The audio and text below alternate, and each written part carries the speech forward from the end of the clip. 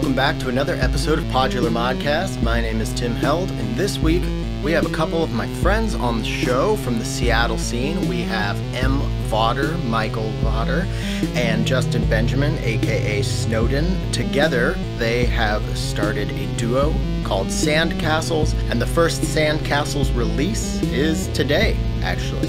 And it is a concept album called XTOPIA, and it's going to be the focal point of this episode. So we're going to get into that chat here really quick. I forgot to mention this on last week's episode with Doug and Brent from the Poundcast, but there's like a whole hour worth of a bonus episode that we did, and I think it's probably the best part of the episode. We had a lot of fun. We played this game where Doug was playing these a cappella songs of songs that we know, and we got to know what the song was and who the artist was, but we had to guess what they were saying. And it was pretty difficult, and chaos/hilarity ensues once we start that. So that's up there on the Patreon. But speaking of the Patreon, we're at a record low. And I've heard that from other people who have Patreon and everything. The economy's bad, and everybody's asking for money these days. Everybody's asking for support, and yeah, it's tough. But we're at critical low right now. And you know how much I hate digital panhandling, but here it goes. If you could find it in your heart to sign up and support the show, it is the primary engine. It's what allows me to do this show. And I'm starting to worry, as I've mentioned a few times over the past few months, that this might not be sustainable. But everything has to come to an end, but I'm just not ready for PodMod to come to an end. And I know I say this all the time, but I'm going to try to make it more enticing by, I'm going to be doing more giveaways soon, and hopefully I can find something interesting or exciting enough to have some of you climb over that paywall. So if you would like to sign up and support the show, I mean, for the cost of, one drink at a bar, a coffee, a trip to the gas station for some snacks, yeah, you could make a huge difference. So once again, patreon.com/Podular Modcast. I've got a really exciting demo this week. I am just absolutely in love with all these knobula modules that I have, and the Pianophonic and Cocaine are the two newest additions to my arsenal, and they are powerhouses. And I'm not just saying this because Knobula is a gracious sponsor of PodMod, but their modules sound so good. The Pianophonic is blowing my mind. And if anybody out there is a MIDI user and you would like to start incorporating that into your Eurorack system, usually you got to get the MIDI to CV converters, and there's just all these hoops you got to jump through. But the Knobula modules have a 3.5 MIDI input jack, and then they come with a little adapter that's a 5-pin MIDI on one side, the 3.5 on the other. You plug that in to a controller, and boom, you are playing polyphony with your keyboard. They've got built-in reverb, and the Cocaine is not only a kick drum module, but it's also a stereo compressor with 3 different side chain options. You can even turn the kick drum all the way down so you can just get the side chained signal going through, and it just sounds, again, so good. So I made a pretty cool track with those two modules and the Polycinematic, as well as the Catalyst sequencer from 4MS, which I am still enamored with, and I couldn't do any of it without the Expert Sleepers ES9. But that's enough rambling about modules for now. We're gonna check out that jam in a little bit. All right, let's get into our featured artist track. This week's featured artist is Baghead with the song Solstice Dream. They're from Ivins, Utah, and this is a nice little dreamy song, so I put some video behind it, and I hope you enjoy.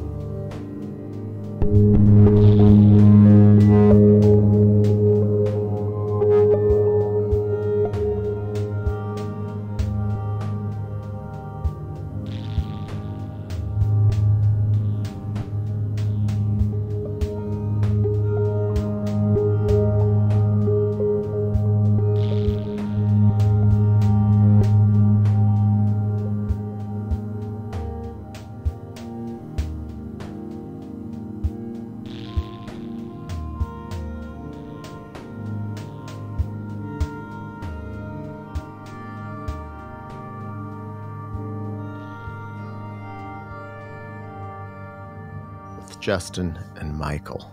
And Hello. This is exciting for me because I haven't talked to either of you guys in a while, and I miss you. So, getting a nice one-on-one hour with you is going to be good. We've missed you too. Yeah. And we have a lot of stuff to cover, mainly the new record that you guys are releasing together. Before we get into that, though, I want to catch up on what you've been up to. And Justin, in particular, I really want to, can you at some point give us kind of an update on what's going on in the Seattle scene? Like, I know Modular Seattle has been taken over by someone else, but it's kind of like passed back. I guess I don't know. So I want to get to know that story and have the listeners get a sense of what's going on. But why don't you tell me, Michael, let's start with you. You moved from Seattle, which broke my heart. You're in Ohio now, but you've been sending me pictures of this new studio that you can see in the background there, and it looks like a lot of fun. So, what's been up? Yeah, I left Seattle during the whole COVID nightmare, and so I've been posted up in Ohio since then. And recently, I moved out to the Buckeye Lake area, which is near Columbus. And I'm setting up a studio here with a friend. So we've got our stuff combined makes a pretty nifty studio. So it's been fun. Is that a Rhodes behind you? No, this behind me there's a Rhodes behind it. You can't really see it, but good guess. You're a synth Wurlitzer? psychic. But there's this behind me is just a bunch of modular stuff. There's 3 different modular cases there, and then there's a Novation Peak on the left, and then a big keyboard below it. Is that just a MIDI keyboard then? Yeah. Okay. Yeah, it's kind of hard to tell. It's a little dark back there, so it just looked like one of those electric pianos on the stand. Right. So you are you guys just messing around, or do you have like a project in mind? Or we have sort of a project in mind. We haven't named it yet. We're kind of trying to, let that happen organically. Yeah. But yeah, there's definitely something on the horizon there. All right, sweet. I like the sounds of that. Uh-huh. It looks like there's a drum set in there and some guitars. Is that a baby grand back there? Yeah, I actually looked up the serial number yesterday. It's an 1896 Steinway. Wow. Holy shit. Yeah. Wow. That's, is it in good shape? It's in pretty good shape. It's a little rough around the edges, but it works. Nice. So. Very cool. It looks like I don't know. I feel like the pictures you sent me and paired with like this backdrop, it looks like, those back when you got CDs and you opened up like the album artwork or remember they had the picture behind the clear thing where the disc sat, and it was always so cool. Like, what's the picture going to be?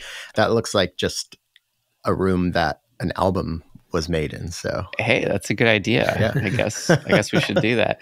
We are trying to set this up as like almost like a rally point for local artists. There's a pretty good scene, believe it or not, for modular synth stuff here in Columbus and synth stuff in general. So we have a small cohort of people that we're hoping to record with here and put some things out.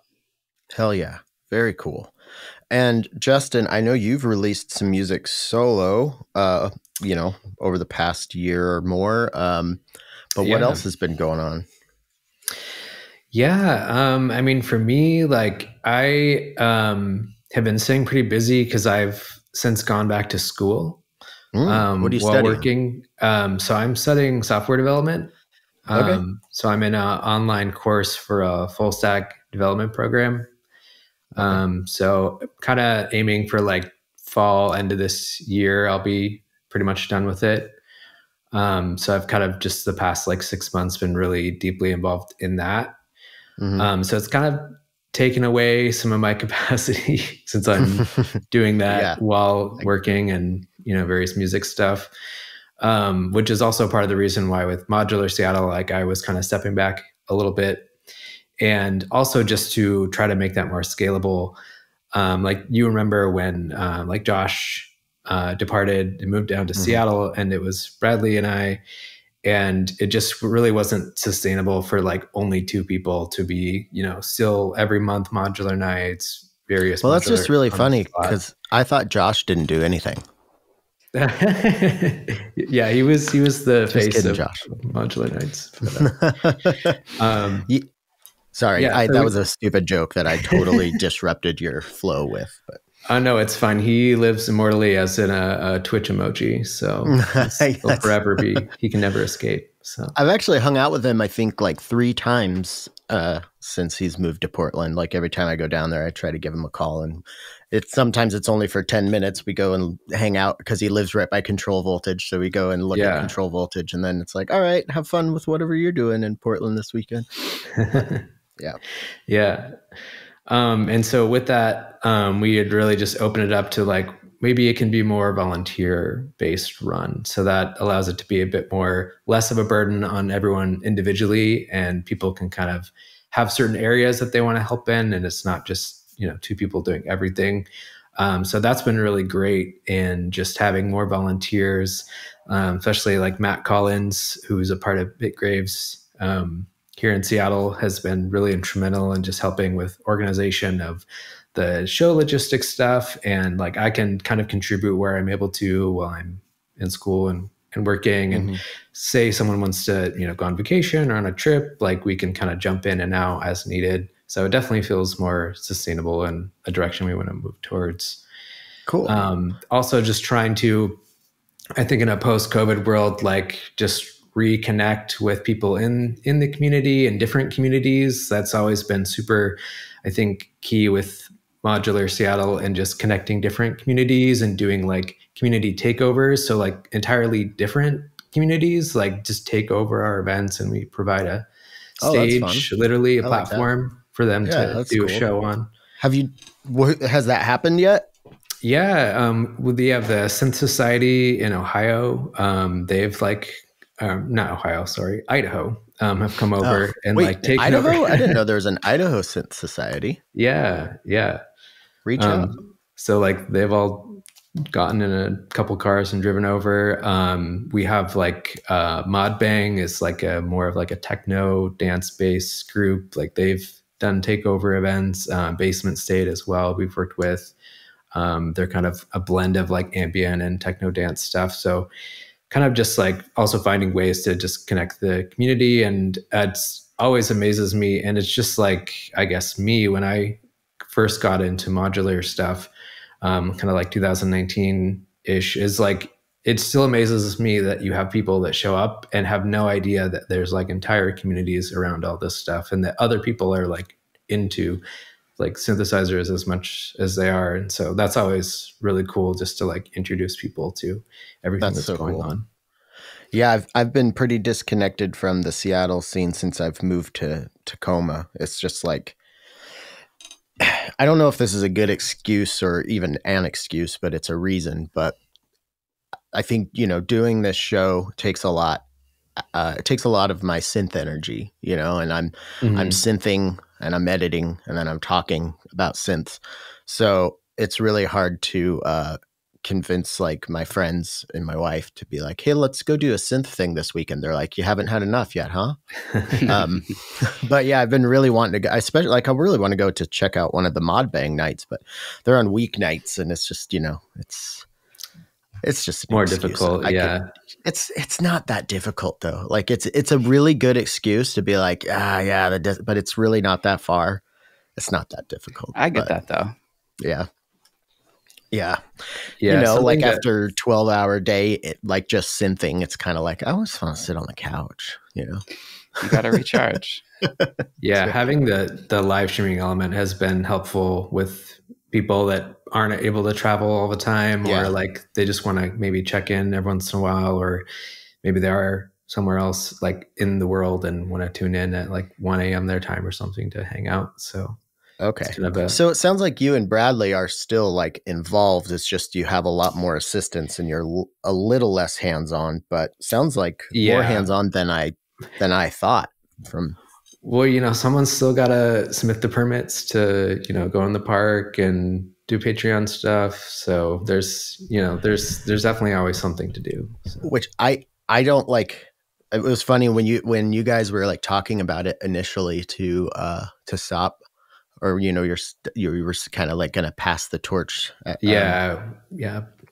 My David Lutz, our mutual friend, he was like, if only there was somebody who like, you know, was like good with synth people and like knew the scene. Like he was basically hinting at me. He's like, maybe you should. I'm like, how the hell do you think I can do that? I can barely run a weekly podcast. Like, just like when you were talking about like all of the, you know, volunteers coming in and out. Honestly, that just gave me anxiety. Like the scheduling and keeping on top of this. Like you guys have seen, we've scheduled this interview. I've probably been a little bit, you know, more slow to respond and shorter responses than you'd like, but it's just like my weakest like trait. I don't know. I'm so bad at, and it's funny that I chose to do this because it takes a lot of like organization and communication. Yeah. Well, before long, there'll be an AI tool that'll do all that for you. Yeah, one day. But that might lead to some weird, like, you know, like condo or apartment or living situation where like it sounds really cool, but you have to sign kind of a dubious contract, and then maybe I don't know, it could kind of go awry. I don't know. Yeah, maybe. I mean, Michael and I did predict 2 future technologies. Ooh, how about that's a great segue into talking about this. But all right, we'll get to that in one second. But first, tell me how you guys decided to start collaborating and like where did this idea come from? And I guess maybe give a short little description of what we've been talking about for the last 30 seconds. Yeah. Well, okay. So sorry, this happened I didn't ask that to anybody specifically. So you're like, no, it's okay. This happened accidentally. We just kind of stayed in touch after I moved, and then we had a few different ideas for things to do. The first was actually a podcast / clubhouse room that we started. I think, yeah, you had you guys had talked to me about that a little bit. Yeah. I was trying to pitch you on Clubhouse back when that was right. I tried, popular. But I'm bad at, again, I'm bad with Discord. I have a Discord and it's completely become its own thing. And it's not because I don't care. It's like, I don't know. We also didn't realize what we were getting into with the amount of editing involved, which is pretty much why the project didn't last for too long. Yeah, we recorded a few episodes that we were going to turn into podcasts, and then we just didn't do it. But we had some interesting Clubhouse spaces. That Clubhouse was a fun little experiment while that was a thing.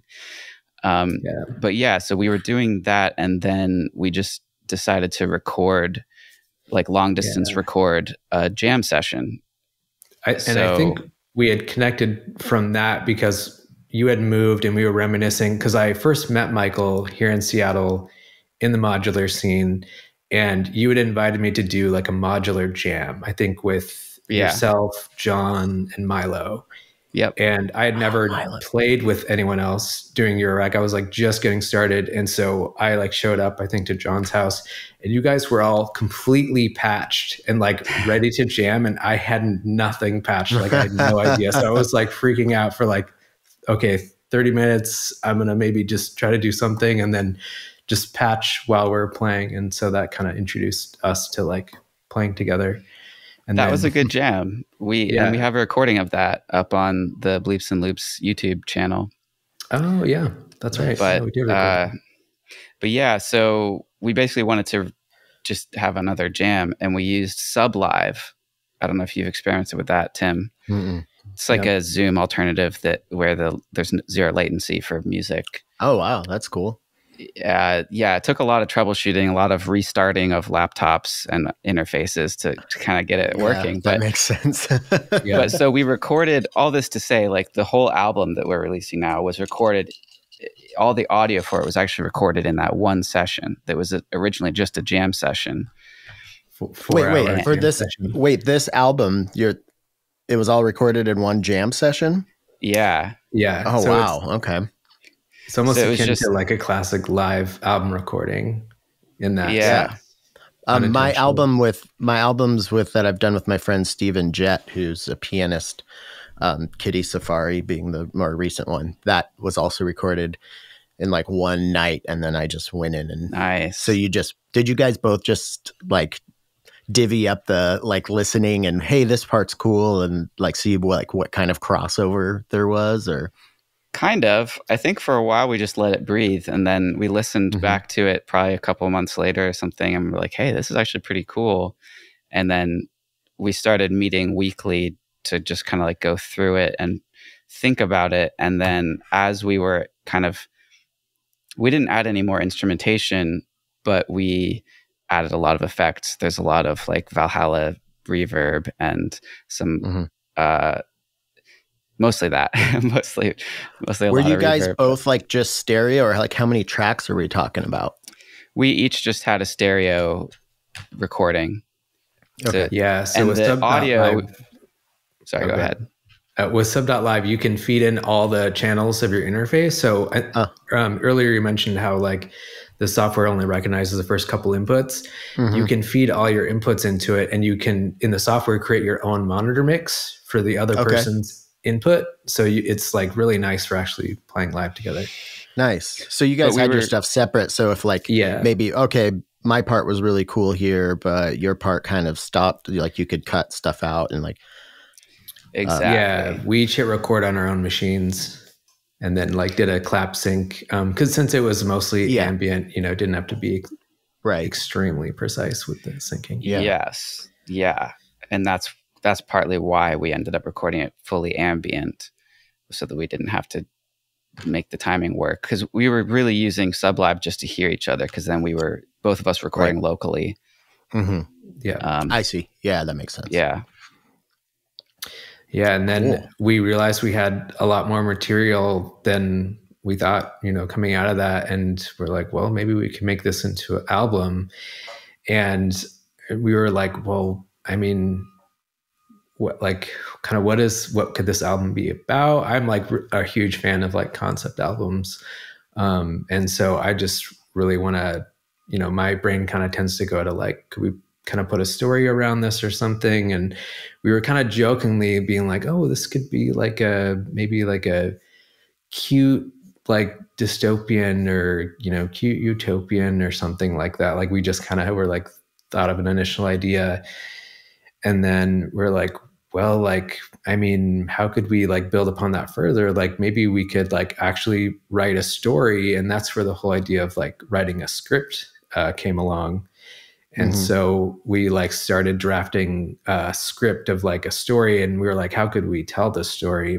We're like, well, like maybe it's like there's like an AI that is like reading you back data archives from this society. So the album, which is now XTOPIA, is about a futuristic utopian society, and attached to each song are data archives, and that's where you get to glean bits of the story about the residents that live in that place. And so then we spent, I think, a few drafts on the story, and kind of we, had obviously things we had trimmed out to like really focus on the story points that we wanted to. So we kind of went from there.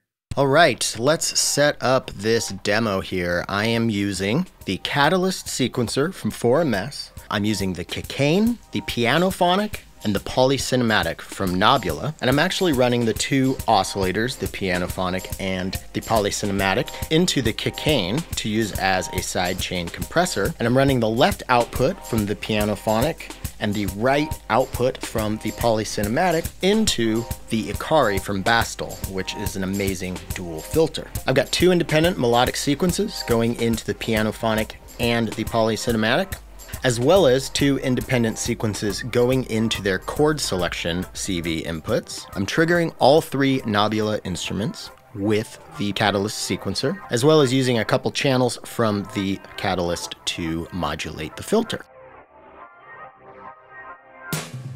And as I stated in the intro, the hero of the story really is the Expert Sleepers ES9. Multi-tracking with Eurorack is no longer, a nightmare or just a quest of finding a bunch of cables and doing a bunch of creative routing. This is just plug it in, open up your DAW, get the driver, and boom.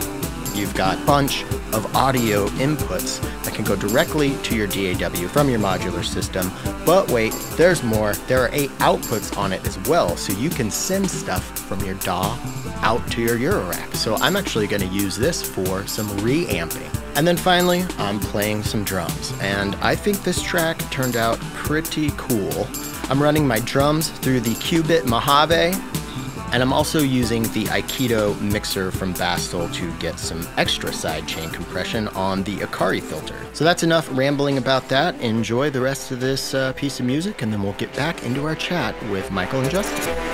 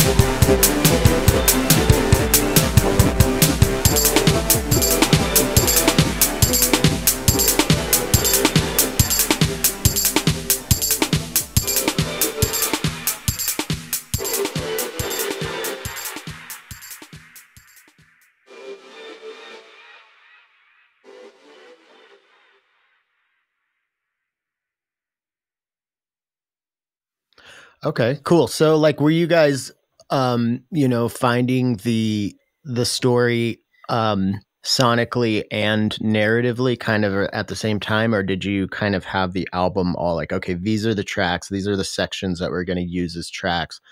Now let's write the story. Like, how did this all like come together? I think the story was after we realized we had enough material for an album, and we're like, these are essentially the songs. Mm-hmm. Then we were like, how could we kind of weave this story in through the album? Okay, so then you're sitting there listening to all these tracks, and then you're writing the story. Okay, which audio blip is going to be best, and then that's going to dictate track order and everything, which is, I think, for an album, especially a concept album, you know, that's a for me, anyways. That's like a huge, very important aspect of it. So that must have been toil. Yeah. Well, especially since there's a story arc. Right. And this might be a good time to let the listeners know that there is a definite story arc and maybe even a spoiler warning. Spoiler alert. So if you actually want to hear this album in entirety before we delve into some of these, which are going to reveal plot points about the story, you might want to wait to listen to this episode. But with the story, we had this idea of like, how could we tell a story, but then maybe similar to like a movie plot, when you realize a certain plot twist in the story that changes your perspective of like everything you've heard before. And so we were kind of wondering how we could write that into a script to like kind of change the listener's perspective and also create this concept of the album kind of being a continuous album and maybe like, I don't know, just Pink Floyd, The Wall, kind of inspired by like continuously, infinitely looping albums, maybe inspired that idea. And right. so we were kind of wondering like how re-listenability, you could get more out of it. Like my favorite films, like I always end up watching a number of times, and a lot of the things, the albums included, that become, some of my favorite or that move me the most are generally not. They're either confusing or, confounding to me at first. And that's, I've noticed like this, it's like a characteristic I look out for now, or if I feel like, do I hate this, or do I like this? Like, do I understand? And then if I have kind of confusion at this outset, then there might be something there, So that's a good tactic. And we went pretty in depth. Like, I mean, the data archives are all numbered intentionally. Like, there's a quote unquote order to those, and that makes more sense after you've listened to the album. Mm-hmm. So we kind of have like, there's things sprinkled in, and obviously all the points we touch on in those data archives are all kind of leading towards that as well. I don't know, Michael, is there like maybe a particular like one we want to talk about first, or maybe you think one that illustrates that well? I don't know. I mean, obviously the ending is my favorite part, and I just really loved the performance from our. Maybe we should mention the fact that we had a lot of local artists. Yeah, I want to try to guess. I have a few. I'm sure I heard Connie in there. Did I hear Connie in there? Yeah. Was there a Kyle Swisher in there? No. Okay, because there was somebody who it was like, this kind of sounds like Kyle, but if it is, he's like doing a voice or something. Which, do you know which track you're referring to? I don't remember which track it was. I want to say it was like a third track, maybe third or fourth track. It's hard. I don't know. It's hard to remember. I'm bad with that kind of stuff. Like, I have to Justin, can you rattle off the Seattle people who were? We had Colin Magdaz, we had Brian Kroll, Cam McNair, Toby and Shannon. Who else did we have? I bet I heard Brian, and that's why it was, Oh yeah, Connie. We intentionally wanted to work with other people in the community, and also we didn't want to hear ourselves record all of these. Yeah, I know how didn't want to hear our own voices. Yeah. And it just seemed like it was more like you're hearing different perspectives, of different residents that live in the community. And that's why we even included that lease contract PDF. When you download the album, you'll get a PDF. Like, you can even kind of, become a resident yourself of the society. Maybe listen to the whole album before you make that decision, though. Yeah. Watch where you sign on the dotted line. Read it really carefully. So, well, there's a few directions I kind of wanted to go with this, and you guys can speak on this if you want, but it's more of just a statement. But in the climate of TikTok reels and just everything being, the age of the single has been upon us for a long time. I'm very pleased. Pleased is not the right word. That puts me in some weird. It warms my heart to see you guys working on like, oh, we're gonna not only make an album, it's gonna be like a concept album, and I almost wonder if like albums, does that help albums now being in this age of like things being like short and these quick bursts, like having something to dig into, does that make albums more appealing generally? I don't know. I'm a huge fan of albums. I'm always sad when I find a new track and then on Spotify I right click and say view album and it doesn't exist. Yeah, I hate that. Yeah, same here. It's heartbreaking because I want to hear the complete thought, So to me, an album is a complete thought that was like more fully fleshed out by the like artist. A statement. Yeah, I agree. So I'm glad that Justin and I were able to do that. I think at no point did we sit down with that intention specifically. We had various other intentions that just kind of like led us here, but it kind of just happened because it was just like the logical format based on what we had. Yeah, that makes sense. So, and I think because how we wanted to make it like this continuous thing, that really just inspired us to push this into that direction. And like how, like it was a practice. I mean, I've never written a script before, so it was like we're like kind of trying to even check continuity errors, like we're really analyzing like, does this actually work? Like, and so, okay, I'm just going to spoil it. So watch out, but spoiler alert. So essentially at the end of the album there, I would listen beyond the track because it's hidden. There's a corrupted data archive. Yeah, I love that. The old school, like let the track play out for a bit and then bring something in. That's you're playing to my 90s sentiments there. Yeah, maybe it's just our age group. We're just leaning in on it. But you essentially, the AI uncovers a corrupted data file that it then is encrypted, that it de-encrypts, and you learn that one of the residents you've heard from before, actually the first resident you hear from in the album, that this XTOPIA society is essentially running experiments on the residents, and they are wiping their memory so that they can continuously live there for forever. And the residents are consenting to be a part of this as a benefit of being able to live there for free. And but with that, they're also essentially trapped in like this artificial time loop of being stuck in that place.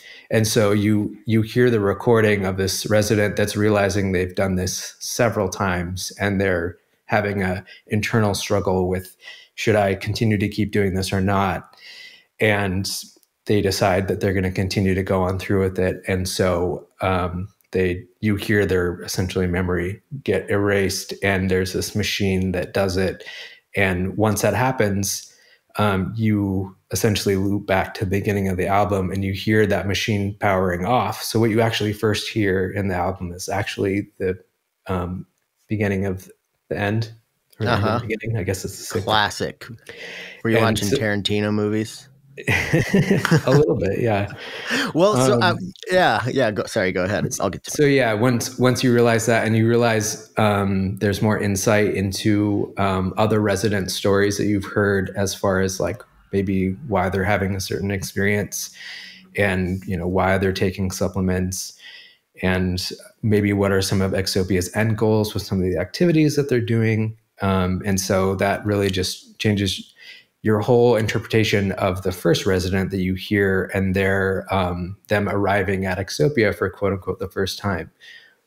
So do we get hard answers? You know, like obviously this is something you'll have, like with it being an album with, you know, with fragments in there. Like what I like about it, I think it's, you know, a good a marker of like effective storytelling. You know, it's like giving you enough information for you to start piecing things together yourself as the audience. Or do we ever really get hard answers on what the hell is XTOPIA? Like, what's their end goal? What are they doing? Well, see, the fact I bet that it's money.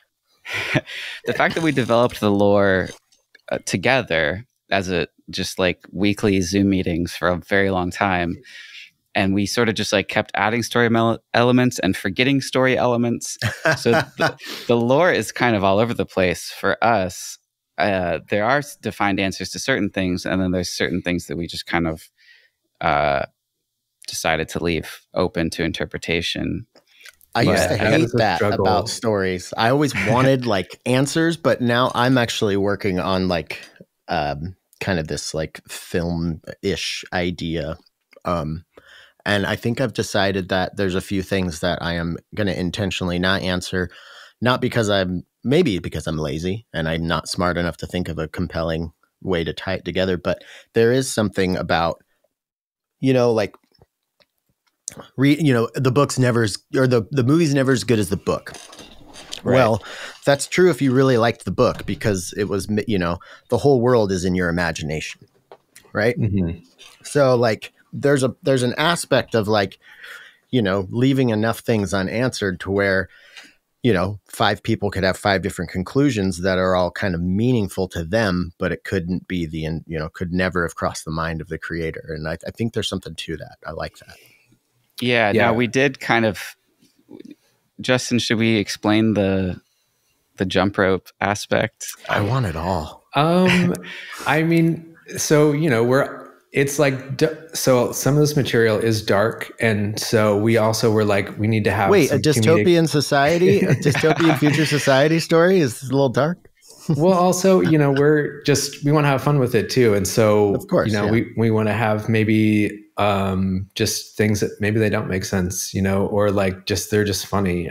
Or, you know, we didn't want to necessarily close every, you know, plot point just because, you know, it kind of feels like maybe you're just overbearing if you're like really overly explaining everything. And we do want to leave that open for interpretation. So it was a balance of trying to strike between those two. Yeah. But I like the Rosemary segment. I think that was really effective at like being like, it's giving you information, but like, what is the information you're giving me right now? Like, yeah. And there's a lot of characters that you can kind of tell the effects of those supplements. Like if it's a data archive at a lower number versus a data archive in a much higher number, like their brain's probably suffering from some of the effects of being wiped so many times. But the jump rope thing was more of just a comedic thing that we were like, what if some of their intentions were just around doing this like research on jump rope as like a, you know, marketing vertical, like all of this is happening because of like research around perfecting jump roping, you know, like that was just hilarious. So we're like, so that's tentatively canon, I would say that. Okay. All right. The whole thing is sort of a jump rope market research. That is hilarious. That just gave me a very strong sense memory of something I haven't forgot, or something I haven't thought about in years. But remember the old school jump ropes that were like these hard plastic cylinders in a line on a string, and inevitably you pinch your skin in between them, and they'd get all rough and nasty. Yeah, I just got this like really visceral, like, ugh, like those are painful. Another reason too to cool story, leaving things open is that, you know, not that we're necessarily even thinking about like following this up, but like, you know, it just leaves room for expansion in the future too. Like if we ever decided we wanted to, like we could, you know, not everything has been completely explained. So, well, also like, like it's you've created a world, but you've only touched on this, this utopian kind of dubious utopian experiment. But there could, who's XTOPIA's competitor? Like stuff like that. Who knows? But yeah, that's cool.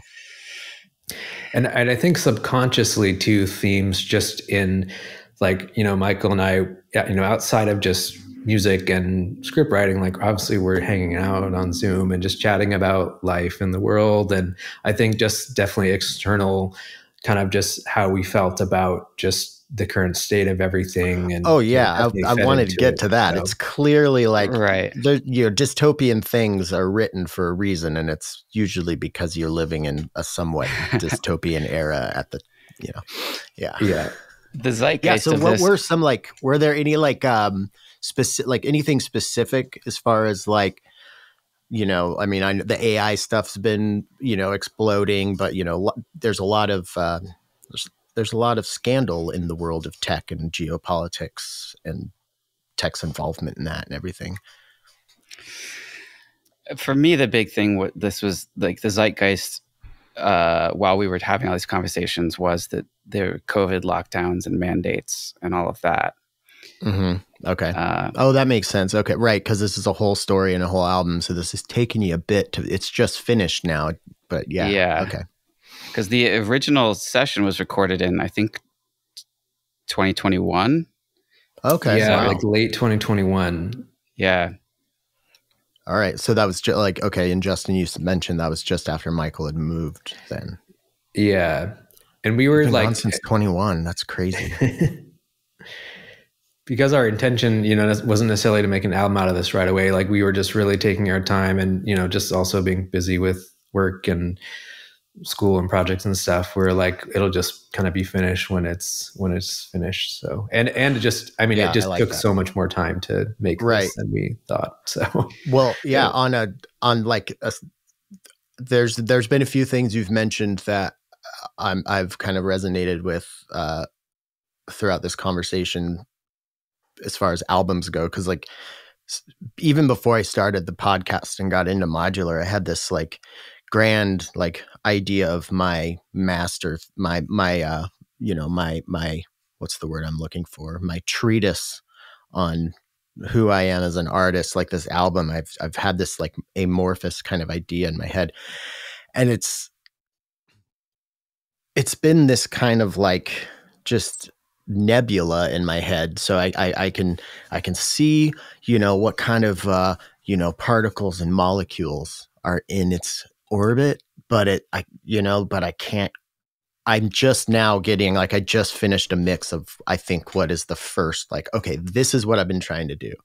Nice. So and it's taken me 8 years to get, which it shouldn't. If you would have went back 8 years ago and say, hey, this idea that you have, yeah, it's probably still a year away from even being released. If I'm lucky, I would have been crestfallen, but I'm glad. I think now that I'm here, I'm happy that it worked out that way, I guess. But good. Yeah, I think if we knew that we were going to create what we did at the beginning, it would have felt way more daunting and maybe taken even longer because we would have been more hesitant to take it on. For sure. Yeah, the victory story here is, I think, the workflow was to just have a fun jam session and then just chip away at it over time with very low pressure. Mm-hmm. And just each week we would each of us would take some kind of homework to look at one particular track or write one particular script or whatever. And then we just kept dreaming about it over time, kind of without a specific deadline. Yeah. And it's funny. Oh, go ahead, Justin. I was going to say, weirdly enough, even some of because we're talking about, this is kind of futuristic technologies. And when we were kind of trying to figure out the data archive concept, we're how are these residents making these data archives? And now you see they're actually contractually obligated to do that in their lease agreements. But also actually, Tim, the archive you contributed on, like my least favorite part of the album. I was very surprised to hear how much I hated hearing myself, even though I hear myself every week editing. And I think it's because I was like doing a character, and I'm just it was like weird. You're like, who is that? Yeah, that's also why we didn't want to be on it, because that's just human nature. We all hate hearing ourselves. Well, you're welcome then. But we appreciate your sacrifice in your for the good of XTOPIA. Wait, I don't remember what you're talking about. What? Well, it's in your data archive, you're like vocalizing emojis, and like that technology when we wrote this did not exist. But funny enough, like in iOS, you can now actually vocalize emojis, and Siri will put them into your text. Wait, have you ran mine? Have you ran mine into Siri yet and see? Well, no, because you have to use the exact emoji name in like its backend, like slightly frown emoji. Like you have to be oddly specific. Okay. Which would be weird. But it's just funny how that didn't exist when we wrote the thing, but we're like, yeah, but that'll probably exist in the future. And then like literally it came out. And then, now, like literally right now, there's a new social media app that is voice-based. It's essentially like tweets, but audio clips. And it's like beta only right now, called AirChat. So people will scroll through and just listen to what you got to say. Yes. And essentially that's like the form kind of like what we had, done with these data archives. Right. So that's just really funny. Like maybe Michael and I should start like a venture capital, investment thing, and we'll just like keep coming up with ideas. I'm in on the ground floor just because I'm talking to you right now. I cannot contribute anything of value to it, but I would like to have the value of owning something successful someday. So you're in. Fuck yeah. That's a binding agreement. It's on video. That's right. Yeah. There were two, one aside, I have to say, kudos on being able to jam with modular. I haven't tried to jam with anybody with just modular setups in a while, but this is kind of a funny story. So just let me do a little digression here. I've jammed with Josh Lim, and we recorded it, and it's not good because I'm blaming myself there. And then I jammed with my friend David Lutz, because every time he performs like at Velocity or whatever, I'm like, don't unpatch that, come to my house and just play the set. We'll do it like 3 times and then I'm going to produce it. And I've been trying to talk David into releasing music for years because he hasn't released anything. Well, here's the good news. Lousy Falcon EP is coming very soon, and it's going to be the launching of Podular Modcast Records. Whoa, awesome! Okay. Which isn't going to be a big deal. It's just going to be a Bandcamp with releases. But I figured I'm calling it a big deal. Okay, it's a big deal. That's a sweet shirt you got, by the way, man. Those are old school right there. Yeah, that's OG old school logo. So. Going through, I started doing this in 2018 with him. So I've gone through 3 different DAWs since I've been doing this. So just like, and like, I'll get things produced and send it to him, and he'll really like the mix, but he's hems and haws and finds all the reasons to not do it. Yeah. Anyways, I'm telling you all of this because when I was going through, I found all these mixes and there were like 5 tracks that were like 2.5 or 5 minutes long. And we're like, what are these? When did this happen? What's going on? So I opened up all these old files and I found these tracks, but they had like this big block of separate tracks that were all muted. And then I started unmuting. Oh, that's when me and him tried to jam, and he did amazing stuff. And I just muted everything I did and was like, oh, this is great. But so I just took myself completely out of it, and he got like a couple tracks out of it. And it's just like, that's funny. Yeah, that's my story to say. It's the magic of multi-tracking. Hard. Yeah. I mean, we were quite surprised that we actually had liked as much of the material from that session that we did. Like, and it's that's really weird, what right? spurred us Like to do it. afterwards, did you just feel like, oh, that was a fun thing to do with my friend? But Yeah. like, I feel like there have been times where I'm like, that was amazing and it sucks, or that wasn't very good. And then you listen back and you're like, hey, this is pretty good. This ain't bad. Yeah. Exactly. So I did quite a bit of jamming with John, obviously, and then other folks in Seattle with, well, me as well. We did I guess it wasn't a jam, but you, John, Josh, and I, right? It was just us 4. Oh, right. We did the rescore of Nosferatu. Yeah. Oh, yeah. Yeah. Which I want to listen to that. I think, did you guys record that? We recorded it. I still have the audio. I was disappointed we Can didn't you send it to me so I could try to mix it or something? For sure. Yeah. Absolutely. Maybe take some of my parts out because I'm probably overly verbose. No, you were playing guitar a few times. It was great. I think the audio was great. We just have to sync it up with Nosferatu, obviously, and then we could get a video out of that. That'd be sweet. Release it before Halloween. Oh, maybe that'd be a fun like Halloween like virtual event. Like we could stream it and then like chat or something. You heard it here first, guys. You heard it here first, guys. A thing that Tim said would be a cool idea that he's going to do that he will not make good on. No, we'll do it together. It'll be great. Yeah. What were we saying? I don't know. I just told a really long, boring story that didn't have anything to do with this. Oh, jamming with Eurorack. Yeah, it's a whole art form. John and I had a presentation on it that we did at one of the Velocities on how to collaborate with Eurorack. And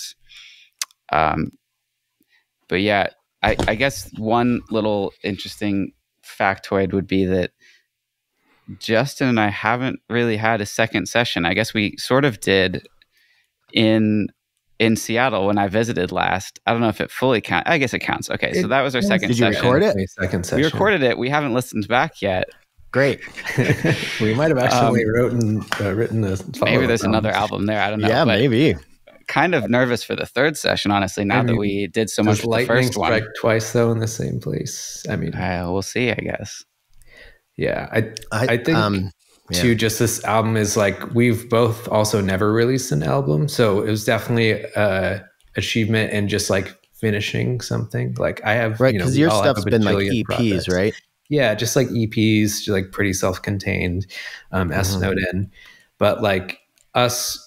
doing this collaboration, and I think maybe what helped me in that side, because I haven't, done much Eurorack collaboration, but like just a background in concert band and jazz band, just like playing with other musicians.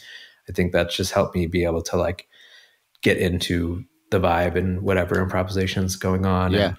And, like, I don't even think we were like calling out key signatures and stuff. We weren't talking that much because it was the Zoom barrier. Yeah, that's true. Yep. You're just kind of making music. Barrier. So yeah. So like with Eurorack specifically, and also kudos that you not only pulled off like a jam that turned into an album, but that you did it, in 2 different states and time zones. But any like technical advice you'd give people out there who are maybe interested in trying to jam but have had similar experiences as mine described? Specifically long distance jam or just Eurorack jamming in general? Either way. But yeah, just like Eurorack focused, but definitely I want to hear some of the... I mean, it sounds like that website that you used was pretty key for it. But. As far as long distance, Sub Live, definitely check that out. Record locally, but then listen to each other over that so that you can kind of hear what's going on. Mm-hmm. And then I guess like the fact that we were doing it ambient removed a whole aspect, because we set that intention, I guess, just that we were going to not do too much rhythm, or at least there was, I think, basically only one of us doing defined sequences at any given moment. Yeah. Mm-hmm. So I think that would maybe be any kind of baseline. Is occasionally if we did want to like, hey, I would really want to try this thing out, it'd be like, okay, I'm going to focus on like soundscape, and like you're gonna do the specific melodic sequence or something, and I'll like kind of go around that. But also because of it being ambient, we were both mindful of just, you know, slowly entering and exiting out of the ideas as well, and like trying not to abruptly stop. Right. So that really helped with the flow of things. Yeah, trying to complete a thought. Yeah. The yes and principle from, you know, improv, of just when one of us would do something, just kind of go with it and try to explore that idea, get it recorded before moving on. Yeah, Alex, artist formerly known as Nasty Nachos, you know, WMD. Yep. I think it was him or Travarsi I was talking to, or maybe both of them at the same time. But yeah, it was Alex. He was saying, like, you know, kind of in the vein of the yes and, like, especially if you're playing live together, like if something happens that seems like, oh, I wouldn't have done it that way, or what, it's just absolutely lean into it, and just like, and if it's kind of shitty for a minute, like just like steer yourself out of it, slowly get out of the loose gravel in your car rather than, you know, jerking the wheel really hard. Steer into the skid, in other words. Yeah. Ooh, that's a cool album name. Yeah. And then the other tip, I guess, general tip would be that with synth music more than other music, and then Eurorack music more than other synth music, you really have to communicate clearly about defined roles. Because if you have like a 4-piece rock band, it's pretty clear what types of noises the drummer can make versus the bassist can make. There's a lot of conversations you don't have to have in that context, because like your instruments force you down certain lanes. But with Eurorack, you can basically do anything. And so the possibility to be talking over each other is like much higher. By default, you're going to be talking over each other. And so you have to use your words to define a strategy in advance, and then maybe have check-ins during to kind of stop. And I don't remember if we did that much in that session, how often we stopped to check in.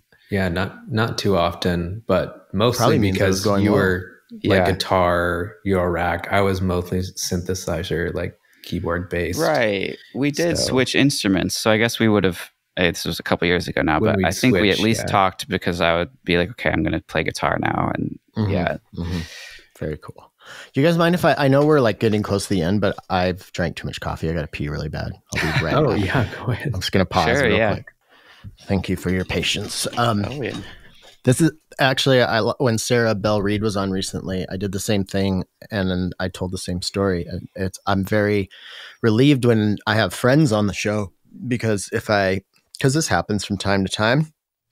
Drink too many coffees, have to pee. And then if it's somebody that I don't know, I don't want to say like, oh, I got to pee real bad. So like I've done the whole like, oh, somebody's knocking on my door or something. But when it's a friend, I can be honest. I just had to pee. Yeah. I went pee. Everybody pees. So jamming with, I think those are all really good tips. And that was, Michael, you kind of touched on something that I tried to do in these failed jam sessions that I've had, although I haven't listened to them like in a long time. There might be some gold in there, but yeah, defining roles, I think, or just like loose roles, you know, you don't have to be super, you know, just say generally, but I think communicating, if you're going to switch instruments or whatever, pretty big deal. Yeah. There was one other thing that I wanted to touch on. Oh yeah. I wanted to let's get into like, because modular systems for a lot of people, I don't know if this is the same for you guys, but they tend to evolve through time, because you take things in and out or whatever. So like the snapshot of this time, like what would, like if you guys could both pick just a handful of things that you're like, oh, I was really using these pieces of gear. Like they were essential for this, or anything like that. Yeah. So it's funny, because almost every module that was used on this album I've sold. Yeah. That's kind of how I am with actually, I think the last like proper albums I've done, Music to Come Down To and Kitty Safari, I definitely don't have a lot of those modules anymore. So the Subharmonicon The subharmonicon was used heavily, and then the Bloom by Qubit, that sequencer, the fractal sequencer, a lot of clouds, and that I still have clouds, although I think it's a different clouds, but still. The Minilog XD, which I don't use anymore. Yeah, and then the Micro Freak. Justin was using the Micro Freak a lot. Yeah, I still have the Micro Freak, still getting updates, surprisingly enough. I don't think I'll ever get rid of that thing. I think what I like about it is, and it's probably what most people don't like about it, is that it is just a capacitive keyboard, which I feel like for me leads to more experimentation, because I do think I touch keys on accident, or like, use different settings on the ribbon. And so I think that, and then I think at that point I probably had like maybe only half of this 12U rack behind me, and now it's like a full rack of modules. So that's how that's progressed. Okay. But also, what are some of the modules you were really leaning on then? I think Metropolis is kind of my main sequencer, which I still have and don't think I'll ever get rid of. But at the time I was like, I think I was also trying to find like the perfect sequencer, so I could just have one mega sequencer. And I've given up on that now, and now I have 4 sequencers, and I just let's talk sequencers because if you've listened to the show long enough out there, listening world, and I'm sure I've talked to you guys about this at some point in our synth ramblings, but I didn't use sequencers other than like, kind of like marbles type, Turing machine. Right. So it's only been over the last like year that I've been like, no, I should probably get a sequencer. That might be why I suck at modular. And so, I've had a number of sequencers, and I'm not just saying this because they're a sponsor and I'm promoting it right now, but the Catalyst from 4MS has been by far the most like intuitive for my like personal brain. Like it's really changed my game. But at the same time, there are a few other ones that I've had where I'm like, well, that would be cool also. I really liked the ASQ one from Busy Circuits with the key, the keyboard. I liked just having a little keyboard to play. It was really easy. And then the Metron from WMD is like, the gate sequencing on that was just phenomenal. I didn't vibe with doing the melodic with the expander. That was a little too arcane. I don't know, not arcane, but it was a little too in the weeds for me. It wasn't immediately accessible in a way that vibed with me. But sequencers, what do you got? Sorry, I wanted to talk to you about sequencers, and then I just started talking about it's a good setup. I mean, for me, I have Qubit Bloom, and I use that mostly for like ambient sequencing, just like kind of generative based sequences, and where I'm not trying to get a certain like melodic structure. I do have the Hermod if I do want to actually plug in a keyboard and play a specific melody and record that and build song structures with that. If it's just more like have fun dance techno stuff, that's usually how I use the Metropolis. I also have, I guess it's more of a quantizer, but IntelliGel scales. If I just want to have, that's for like, I have a little small skiff case too. And so that's just nice to be able to quantize sequences. Just put like, you could put like LFOs into that, right? And it would just like, just ramp up and down, or program in a certain melody, or you can actually, it's like keyboard shaped, the steps. You actually can put it in a keyboard mode too. So IntelliGel makes so many amazing modules. And there's a bunch of them on my wanted list, but I don't really buy modules because I can't. What do you have, Michael? So I'm a huge Hermod fan. The Hermod was one of the first modules I connected with, actually. I really want to try the Squarp 2, or is it Squarp 2? Is that the one? Or there's a Hermod Plus that just came out. That's the one. Yeah. So I'm making the transition over to that right now. It's a lot different. Yeah. There were features on it. When I was reading about it, there are features on it where I was like, oh, that I would really like. It seems like super robust, especially if you're going to be working with stuff that isn't just modular. Like, it So I seems like feel it's like a I real have good bridge.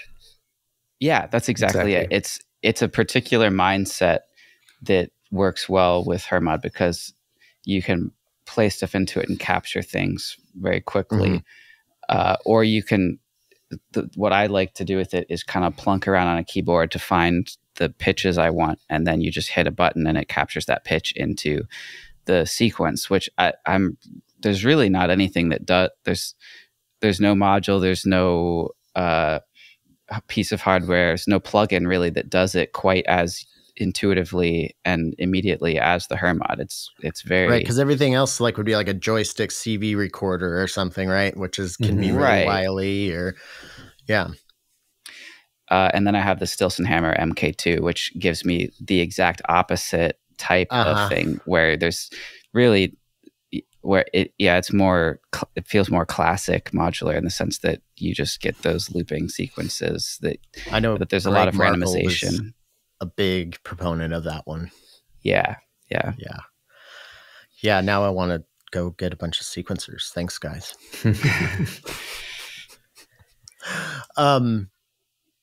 Well, we are at an hour. I want to make sure that you all get a word in here at the end to cover anything that maybe you were hoping you were going to be able to talk about, but we have yet to talk about within this time frame.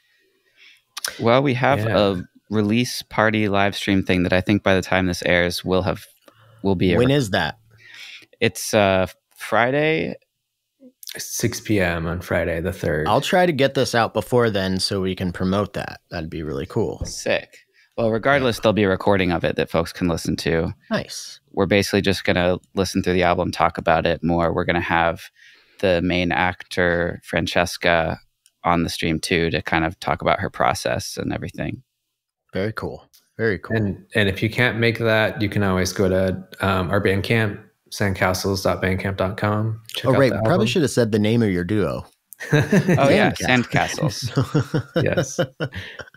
Okay, so links to all of your guys' stuff in the show description. And if you're listening to this, then the album is out and there's a live streaming party tonight. God, I hope I don't have to edit that part out. That's on me. I just need to get my ass in gear. And then also a shout out to our mastering studio. So Black Knoll Studios mastered the album for us, which I had not had another person master music before. So that was also a learning experience and just nice to see what they can pull out. And specifically Black Knoll has like a fully analog studio setup. So I definitely feel like that added a bit of magic. I think going through the process of mastering is very important for people who are mixing and want to continue mixing their own music, because you learn so much about mixing by sending a mix to a mastering engineer and having them be like, hey, a couple notes, like it's super, super helpful. So that's cool. Yeah. I think too, just like for mixing just some of my own EPs and doing mastering, I also just like, it's nice to get that fresh perspective, but also like Michael and I had, mixed and listened to these songs so many times. It was kind of a relief to hand it off to someone else. You have to. I've been sending these tracks to like some of my high school friends who like haven't liked my music in years because they, we grew up listening to punk and metal together. But this album I'm working on is like all like I'm kind of distilling what I like about a lot of my influences growing up and like. Wow, that's cool. But making it still me, but very modular. So it's going to be heavy and weird, but yeah. So, but having the whole reason I'm bringing that up is like having people that you trust. And I think obviously fellow musicians, fellow mixing people listening is a good thing, but send it to people who you just, that they know what kind of music, like if you have a common thread there, but they don't make it. Because sometimes the way they'll explain something won't be in the technical jargon, but it'll still be really illuminating and be like, okay, well, that's how people who don't make music hear it. How do I describe, or how do I, remedy that? That's a good tip. It's something that I'm just kind of like learning with this process over the past like month and a half or something, And also one of my friends, he's like one of the only people that'll actually listen to it and give me feedback. So I'm also just taking advantage of that. But well, what you're describing is kind of the dream, I think, is being able to take the more esoteric synth stuff, modular stuff, and wrap it into your childhood influences, younger influences. That's my goal eventually. I feel like I'm getting there sort of, but I mean, it's a journey. It's been way more of an arduous and way longer of a journey than I anticipated, but getting into it, because before modular, I was basically running synths and drum machines through pedals and then just recording stuff and then chopping out loops and just like in Ableton building these tracks. So I was like, oh, this is going to be so glorified effects processor, which is why I never really got into sequencing, because that's kind of been, but yeah, it's well, also like I want to make, because modular music, I feel like I've had it described to me by non-modular people the same way many times. They're like, it's interesting, but it seems like it's made for the people who use the stuff. And I'd like to use that it is fair. I'd like to make some music that not only modular people would enjoy. But yeah. It's a fair critique. This has been a great catch up. I'm really excited for you guys. You put in a lot of work, and to not only finish an album like as a duo, but to do it, when you don't live in the same place, and then to have a story arc to it, and just all of the stuff that goes in the press releasing, the album art, everything. It's a Herculean task, and you have done it. So congratulations. Thank you. Links to everything you need to know about Justin and Michael Sandcastles in the bio. Thank you, guys. Thank you so much. Thank you for helping us. And we hope everyone listening, enjoys it as much as we have. So thanks for helping us celebrate this. Because if you don't like it, we'll erase your memory and then make you listen to it again, and we'll just do that until you like it.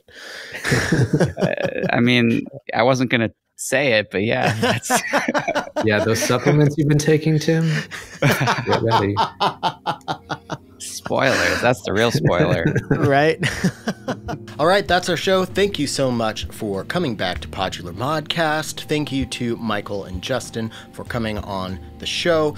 Don't forget, if you're listening on release day, then it's a double release day. Not only is this episode out today, but XTOPIA, the album that we just talked about, is out today. And there is a Twitch live stream release party. So link to everything in the show description. You'll also find a link in there to my Patreon page if you could find it in your heart to help support the show. We need it. Thank you to all the sponsors: Signal Sounds, Expert Sleepers, knobula, Bastel, Novation, Patchworks, and 4MS. Don't sleep on this Catalyst sequencer. It is amazing. Or any of these modules that I used today. Very, very high quality stuff. The modular universe is just getting more and more interesting and cool, diverse stuff. So link to everything in the show description. Thanks again to Baghead, this week's featured artist. Link in the show description to all of Baghead stuff. If you would like to be a featured artist, then please send me a WAV file to podmodsub@gmail.com. Include your name, a little bio, and some album art, and we'll get you on the show. I think that's all the rambling I'm going to do today. My neighbor is mowing his lawn with his giant mower. I hope you can't hear it. This week's secret word is lawn care. Until next week.